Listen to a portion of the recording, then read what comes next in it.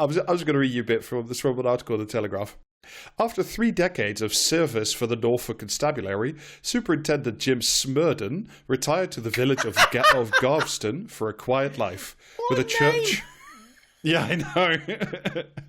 With a church, no shops, and a few hundred houses, the small farming community appeared to be a rural haven. Barely more than a dozen crimes were reported last year, but the peace was shattered 2 weeks ago when a gang of pigs escaped from a local farm and tore up the front gardens of 3 homes. This sounded like the fucking opening to Hot Fuzz. Yeah, isn't it just?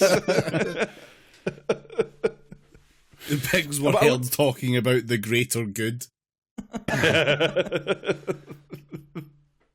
Well, I mean, I would have brought it up, but this is more like a fucking Great Escape situation, because apparently, according to this article, and like another couple that I've read about the same thing, this collection of hogs has already escaped more than 10 times and destroyed over 8 gardens. Quote, with so 9 gardens then. Over 8?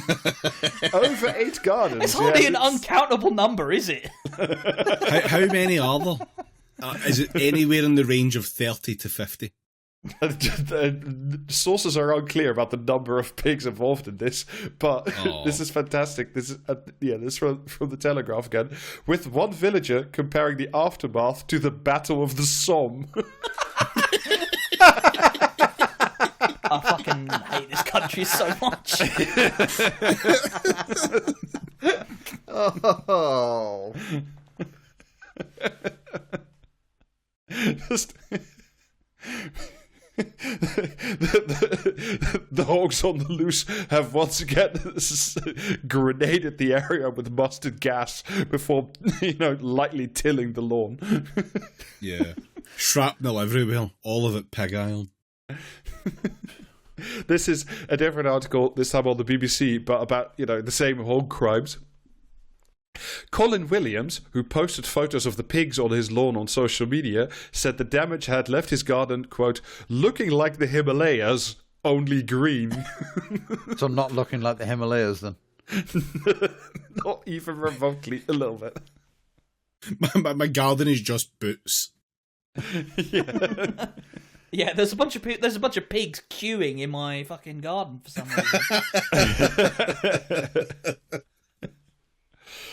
And the thing that keeps happening is they are just every time they escape and and make a battleground of somebody's front lawn, they are regularly rounded up, put back in their pen or enclosure or whatever it is, but they just escape over and over again.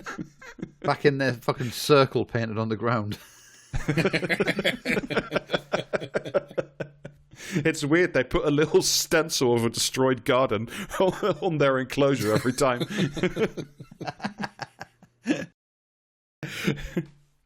But as you can imagine, the repeated escapes of the porcine gang has had some consequences. This is back. Is that Rob editorializing, or is that actually fucking written down? No, that's me editorializing. All right, okay, fucking hell.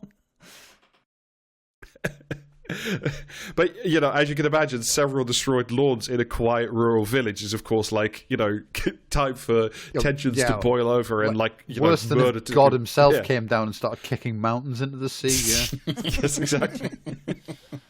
This is back to the Telegraph. Tensions have started to boil over in the village, with many blaming a local farmer, Trevor Armiger, who keeps around 100 pigs on his farms at the end of the village. But Mr. Armiger has claimed the pigs are only able to escape because someone is cutting the fences that keeps them in. I'd love to see one of these fucking pigs operating a bolt cutter.